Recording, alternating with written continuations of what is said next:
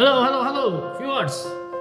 Ketemu lagi dengan saya Coach Gatot di rangkaian Binus Incubator Talks, masih dalam konten Basic Knowledge Lecture.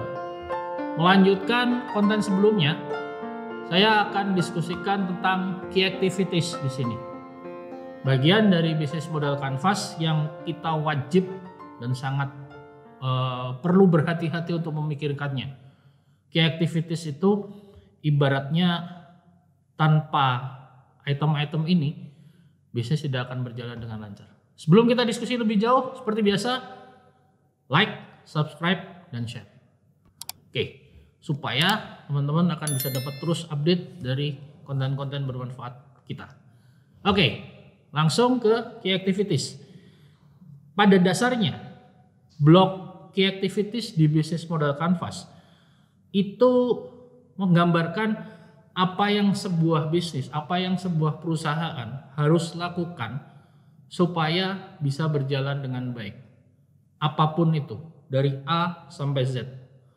Tanpa ada key activities, bisnis tidak berjalan. Atau let's say ada 5 langkah dari key activities tersebut. Ada A, B, C, D, E.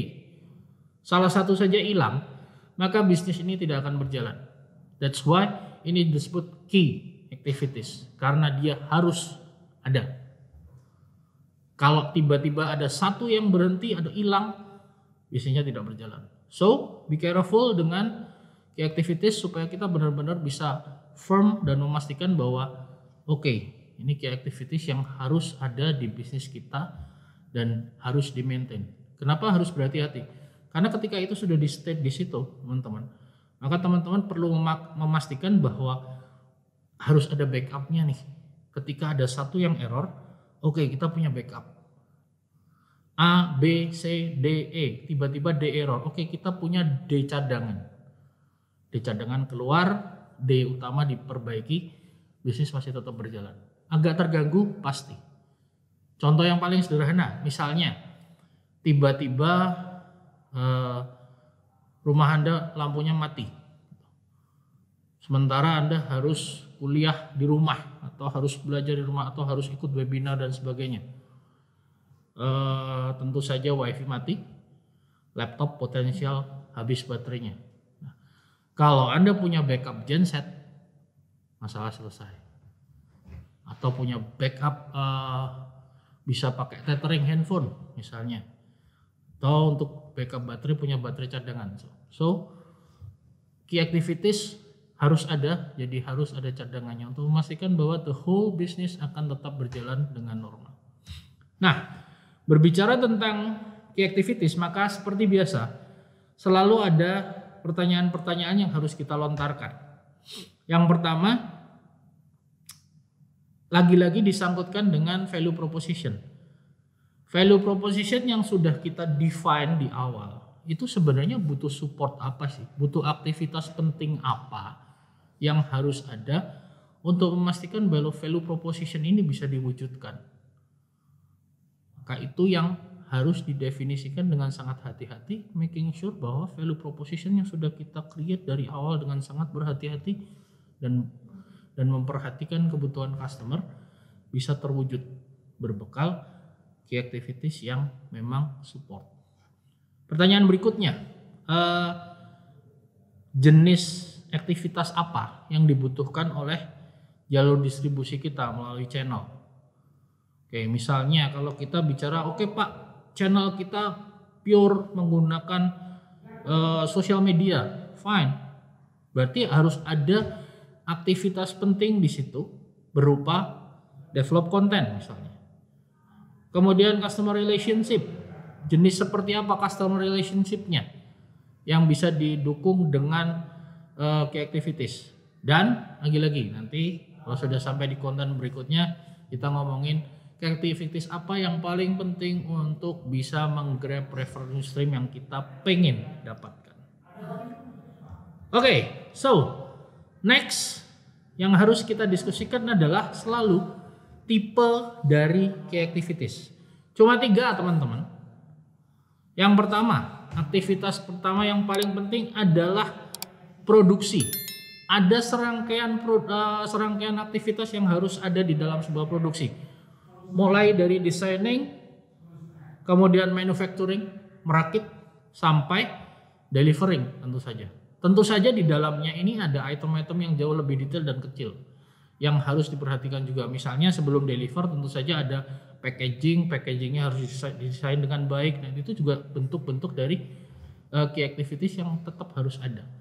Apalagi misalnya bisnis kita mengedepankan packaging yang eksklusif, maka tentu saja key activitiesnya menjadi sedikit berbeda. Di dalam konsep packagingnya menjadi detail, perlu sangat detail dan penting. Oke, next tipe lain dari key activities, problem solving. Kalau teman-teman lihat di layar, gambarnya adalah maze. Kenapa maze? Ya, dalam maze itu kan kita bisa menurutkan jalurnya ya dari ujung ke ujung supaya kelar. Bayangkan ketika jalur itu tiba-tiba tertutup, nah, maka kita harus cari jalur lain dong. Nah, key activities tipe kedua adalah problem solving. Meskipun kita ketemu masalah jebret, it doesn't stop us, tapi kita cari solusinya. The tricky part is bisnis itu selalu ketemu masalah nearly every single day. It depends on us bagaimana kita bisa memastikan bahwa masalah yang ada itu it matters, tapi kita bisa cari problem solutionnya. Kita bisa solve the problem dan jalan terus. Itu tipe key activities yang kedua. Tipe key activities yang terakhir adalah network atau platform. Apalagi speaking of digital 4.0, beberapa sudah menyatakan 5.0 bahkan banyak 0.0 sekalipun. Again, yang paling kita rasakan sekarang adalah betapa kita sangat tergantung dengan dunia digital. Maka key activitiesnya tentu saja kita bicara tentang platform. Apa yang ada di dalam platform itu membentuk satu network. Di dalam network ini ada banyak sekali yang terjadi di sana dan kita perlu aware, kita perlu paham, dan kita harus bisa memastikan bahwa every single activities yang ada di dalam bisnis kita bisa selaras dengan kebutuhan platform supaya bisnis kita jalan. Nah, ada hal-hal penting yang harus kita pikirkan di sana untuk menjadi key activities to make sure that our business akan tetap bisa berjalan. Kenapa begitu? Karena kita bicara platform aja dulu deh ya. Kalau bicara platform itu banyak sekali sekarang. Apakah sekedar platform untuk berjualan atau bahkan platform untuk marketing misalnya. Nah, masing-masing platform punya karakter yang berbeda. Kalau kita stick hanya pada satu platform, maka kita akan stuck di sana. Tapi yang harus dipikirkan adalah bagaimana dalam menyusun key activities ini, aktivitas yang penting ini bisa dijalankan pada banyak platform, memastikan bahwa the whole proses bisnis akan bisa berjalan. Saya pengen kasih logika yang paling sederhana teman-teman tentang key activities sebenarnya yang paling penting. Misalnya begini, ketika teman-teman mau makan nasi deh, apa yang harus dilakukan pertama kali? Yang harus dilakukan pertama kali tentu saja harus ada nasinya. Cari nasi, kalau belum ada dimasak.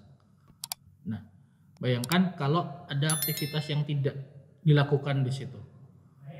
Mau makan nasi tapi nggak nyari nasi, tidak terjadi.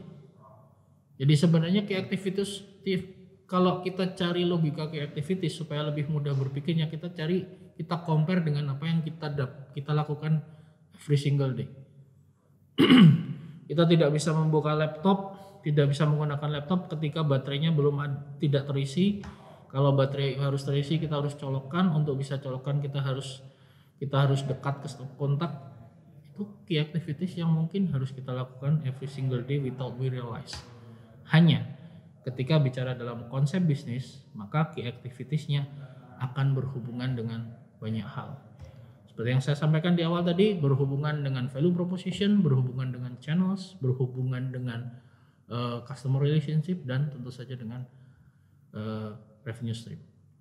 So, summing up apa yang sudah sampaikan, Key activities punya hubungan yang sangat erat dengan value proposition, channel, customer relationship, dan revenue stream. Ada 3 jenis key activities. Produksi, line of productionnya mulai dari desain sampai delivery. Kemudian problem solving, bagaimana kita bisa mencari solusi dari masalah yang kita hadapi dalam bisnis dan tetap berjalan bisnisnya. Dan terakhir, that's all untuk key activities. Sekali lagi, like, subscribe, dan share. Kita ketemu di konten selanjutnya. Thank you.